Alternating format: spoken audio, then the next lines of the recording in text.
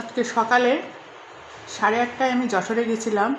আমার husband kidney রোগী, তো ওনার টেস্ট করানোর জন্য আমার প্রতি মাসে একবার করে যশোরে যাওয়া লাগে ওনার ব্লাড দিতে।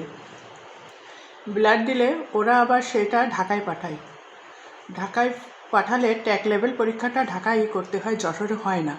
এরা রক্তটা নিয়ে ঢাকায় পাঠায় সেই রিপোর্টটা আসতে 3 দিন লাগে। ওই রিপোর্টটা আবার ডাক্তারের কাছে দিল্লি পাঠাতে হয়। দিল্লিতে দেখায়ে তারপরে ওষুধটাকে সেট করে দেয় ওরা। তাই প্রত্যেক মাসে আগে প্রথম যখন কিডনি 3 বছর হয়ে গেছে, তো কিডনি যখন প্রথম লাগায় নিয়ে এসেছি তখন প্রত্যেক মাসেই করতাম। এখন একটু দেরি করে করলেও অসুবিধা হয় না। 2 মাস আগে করেছি, এখন আবার করালাম। এটা এই রিপোর্টটা আসতে আগে বেশি দিন লাগতো, 7 দিন লাগতো, এখন 3 দিনে দিয়ে দেয়। রিপোর্টটা দেওয়ার পরে এই রিপোর্ট অনুযায়ী তার ওষুধটা আসবে। এটা হচ্ছে রিপোর্টটা দিল্লি পাঠালে তারপরে ডাক্তারের ওষুধটা সেট করবে।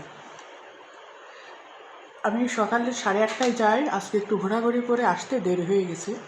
এসে দেখি মা রান্না করে রেখেছে, লাউ শাক ভাজি করেছে আর ওল আর মুরগির মাংস রান্না করেছে। আমি ওল আর মুরগির মাংসটা আমার খুব প্রিয়, আর আমাদের এখানে ওলটা খুব ভালো হয়। ওলটা একদম গলে গেছে।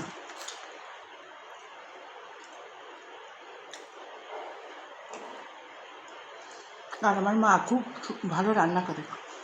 সবারই মায়ের হাতের রান্না ভালো, মায়ের হাতের রান্নার মতো স্বাদ আর কিছুতেই হয় না।